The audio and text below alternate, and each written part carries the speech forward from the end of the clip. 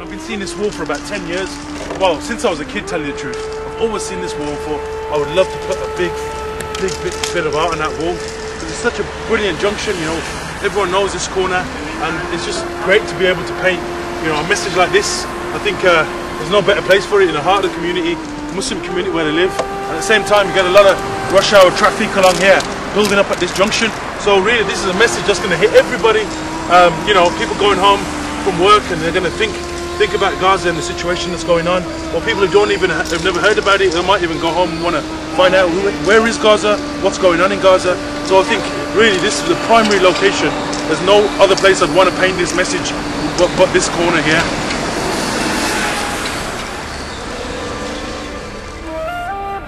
Stop the war.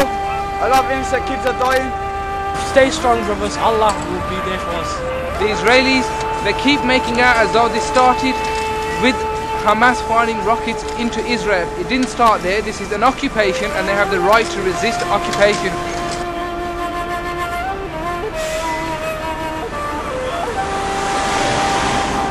We are here today in this freezing cold weather to make our point. And that's exactly what we're here for, is to free Palestine. Stand with the people of Palestine, just as we're doing today. We're all witnessing an atrocity, a genocide in Gaza, and the governments of this world are not raising enough awareness. That's why we have to bring this to the street level, and we need to show people on the street, the everyday man on the street, what is going on in Gaza. Where's Gaza? Imagine if there was a Mohammed Ali in every city in the UK and they got a space which was a legal space. It's free advertising, isn't it? Instead of like paying. So through the generosity of people and people giving up their time, then the message can get across. I think, you know, taking a look at this reminds me a lot of what's taking place, or what took place in Northern Ireland during the Troubles there. If you look at the murals that have been on the walls of West Belfast, it's the concept of resistance is the most potent thing of this whole mural in my eyes. You can see clearly the wall, you can see the imagery of the Palestinian flag, you can see the words resistance in Arabic, which we get muqawama, and of course the most potent thing, the most potent symbol is this resistance fighter throwing something that you don't expect him to be throwing. You'd expect him to be throwing a rock, maybe a grenade, but throwing a shoe sends a completely wider message that this isn't just about Israel. This is about the supplying of Israel. This is about the attitude of the Western world towards the Palestinians, which culminates in being supported by the Americans. And of course this refers to the shoe thrower at President Bush's conference in Baghdad, Iraq. I wanted to have a message that was really kind of just really in your face and you know, reminding people of the reality of war.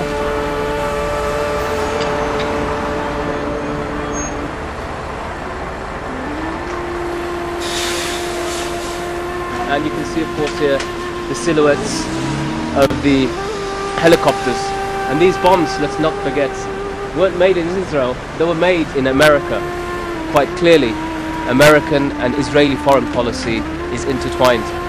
What we see with this wall here is a resonance of what's taking place in Palestine. We can see here with the drawing of the wall, with the spray painting of a wall, the real wall, the wall of separation that exists in Palestine. And of course it's done on a wall. And this wall is in the heart, in the streets of the Muslim community in Birmingham, which is the second largest city in Great Britain. And Great Britain is one of the closest allies of the United States of America. And so you can see this outrage is painted and sprayed and demonstrated and depicted on the streets of Birmingham. For those people who are feeling down right now can come together, and it literally was that here on this street corner. People came together, people bibbing their horns and shouting messages of support, people from all faith, people from all background, and it was great. It was really good to see that how people were uniting on that message really. People have felt this outrage where this attack against the sovereignty of the Palestinians, against the freedom of the Palestinians, against the liberty and against the justice of the Palestinians is felt within the heart of the community.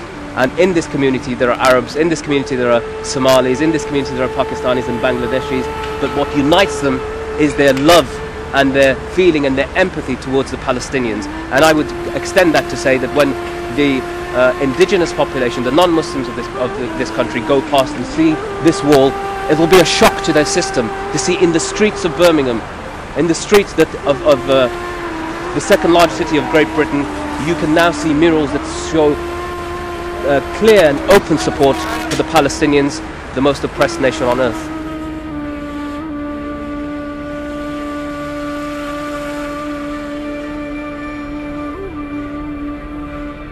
Hundreds of people have been killed, thousands have been injured and displaced, children continuously always seem to be the target. The statement by the Israelis is that we're pinpointing our strikes, that they are surgical strikes. Well, how can you have surgical strikes in an area that is an enclosed prison where there is nowhere to evacuate?